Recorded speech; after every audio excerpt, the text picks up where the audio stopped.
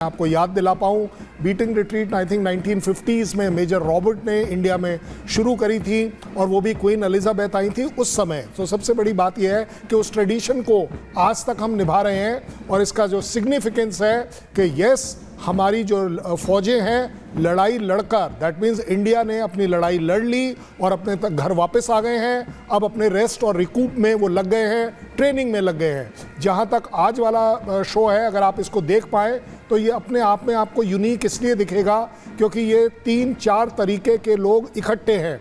Military के इकट्ठे हैं, पैरामिलिट्री के इकट्ठे हो रहे हैं इनके साथ ही, और आप इनमें डिफ्रेंशिएट नहीं कर पाएंगे क्योंकि हर एक की ट्यून, हर एक की चाल, हर एक का पैर एकदम सिंक्रोनाइज तरीके से साथ चलेगा। ये एक अपने आप में बहुत बड़ी, जिसको मैं बोल सकता हूँ कि प्रैक्टिस है कि आप देखेंगे कि दिल्ली पुलिस का बैंड भी इसमें है, सीएपीएफ का बैंड इसमें है, असम राइफल का बैंड इसमें है, बीएसएफ का बैंड इसमें है। तो सभी बैंड मिलकर एक ही चीज़ में विश्वास करते हैं एंड दैट इज़ कदम कदम बढ़ाए जा, खुशी के गीत गाए जा। ये ज़िंदगी है देश की, इसे लुटाए जा, जो अपने आप में आप सबको बाइंड करता है, मुझे आपके साथ बाइंड करता है। और ये बैंड हमारे लिए एक वो ट्यून पैदा कर रहा है इस समय, जिसमें आप देखेंगे कि पूरा देश इकट्ठा है, सामने आपके चल रहा है। बिल्कुल, एक बार चाहेंगे कि साउंड ऑडियो आप करें, जरा सुने कैसे धुन बज रही है वहाँ।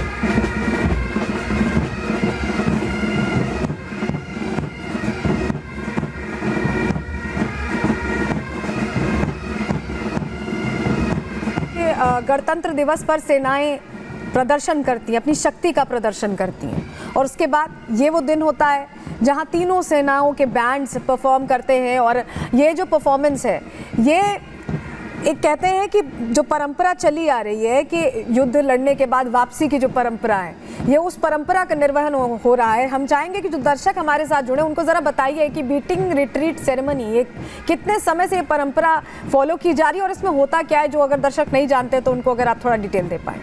देखिए, अगर हम बीटिंग रिट्रीट का ओरिजिनल सिग्निफिकेंस लें तो ये पुराण काल में भी थी कि आप सुबेरे एक बिगुल बजता था, एक शाम को बिगुल बजता था। सुबेरे वाला बिगुल था कि यस फौजें अपने रणभूमि में आ जाएं। शाम वाला होता था जब सूर्यास्त का टाइम होता था, उस समय ये बिगुल इसलिए बजता था कि आप मानेंगे नहीं कि अगर किसी ने तलवार हवा में ऊपर उठा रखी है तो वो नीचे नहीं लाएगा, वो उसे वहीं रोक लेगा क्योंकि बिगुल बज गया। हो सकता है सामने जो दुश्मन का सिपाही है उसको छोड़ना पड़ जाए।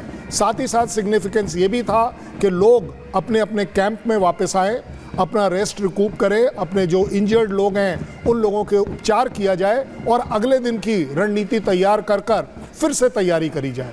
वही चीज़ हम अपने सिग्निफिकेंटली, ये मेरा अपना सोच है कि हमने ये 1950s में स्टार्ट करके ये दिखाया कि हमने आज़ादी की लड़ाई लड़ी, और लड़ाई लड़ी थी 15 जो आज़ादी मिली वो 15 अगस्त को मिली, लेकिन एक नई आज़ादी मिली कंट्रोल्ड गणतंत्र बनने की, गणतंत्र में संविधान को लागू करने की, कि अब हम फुल फ्लेजेड अपने आप पर हैं। उससे पहले हम ब्रिटिशर्स के हिसाब से काम कर रहे थे, लेकिन जब हमारा गणतंत्र का संविधान लिख दिया गया और 26 जनवरी को उसको लागू किया गया, तो ये दिखाता है कि अब हम पूरी तरह से विदेशी ताकतों को जीतकर अपने घर वापस अपने घर को ठीक करने के लिए आए हैं। बिल्कुल, तस्वीरें हम लगातार दिखा रहे हैं, प्रधानमंत्री की भी यहाँ मौजूदगी है, तस्वीरों में हम देख रहे हैं। और ये समापन की ओर, जो हमारा रिपब्लिक डे सेरेमनी पूरी चली, वो समापन की ओर है। अब राष्ट्रपति की मौजूदगी में एक विशेष कार्यक्रम हो रहा है और यहाँ जो कदम ताल हो रही है उससे अलग अलग फॉर्मेशंस भी बन रहे हैं। कर्नल शैलेंद्र, हम देख रहे हैं। देखिए, ये मैं आपको बताऊं कि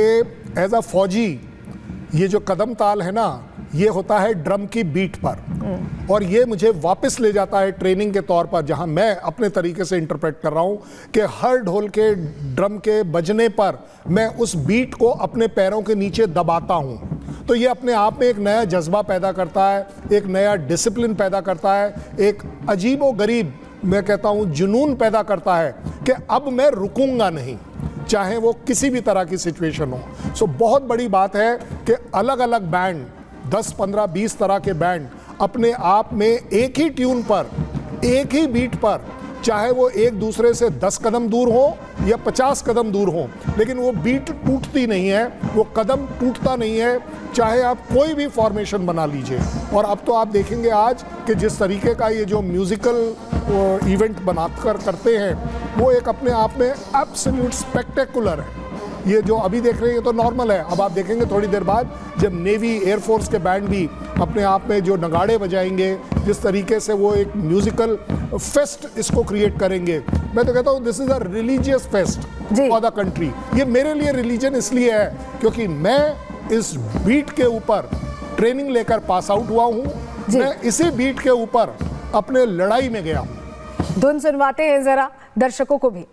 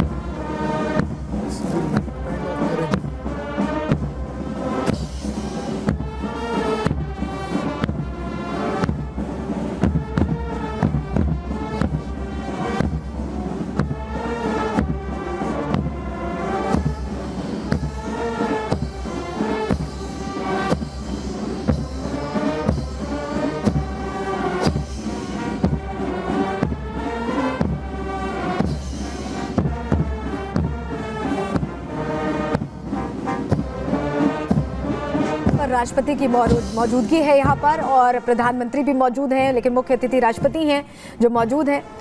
पूरी जो सेरेमनी है उसको देखने के लिए बहुत सारे लोग यहाँ पर इकट्ठा हुए हैं। शंखनाद की धुन से शुरुआत होती है, इसका भी कोई विशेष महत्व है अगर आप बताएं? मैं आपको यही बता पाऊंगा, पहले शंखनाद नहीं होता था। अगर आज से आप 10 साल पहले की बात करें तब ये नहीं होता था। ये हमने एक नया चैप्टर अपने आप में इंट्रोड्यूस किया है, गवर्नमेंट के तरफ से भी, मिनिस्ट्री ऑफ डिफेंस ने भी ये जो किया है, जहां हम अपने आप को अपनी हिस्टोरिकल जो प्राइड है उसके साथ जोड़ते हैं। क्योंकि हमारे यहाँ कहा जाता है कि शंखनाद करना अपने आप में बहुत ही कानों के लिए अच्छा होता है, आपके स्पिरिट के लिए अच्छा होता है, और एक तरीके से आप अपने आप को पुराने ज़माने से जो चली आ रही प्रथा है उसके साथ आप उसको जोड़ रहे हैं। सो आज की फौज अपने वेलोर को पिछले वाली फौज जो सालों साल, सैकड़ों साल पहले से चली आ रही थी, उनके साथ जोड़कर देखते हैं तो आपके अंदर एक नया मैं कहूँगा जुनून पैदा होता है कि अगर उस समय के वॉरियर्स वो थे तो आज के वॉरियर हम हैं, और हमारे बीच में जो कॉमन है वो यही है कि ये जो शंखनाद किया जाता है वो एक अच्छी डिक्लेरेशन होती है।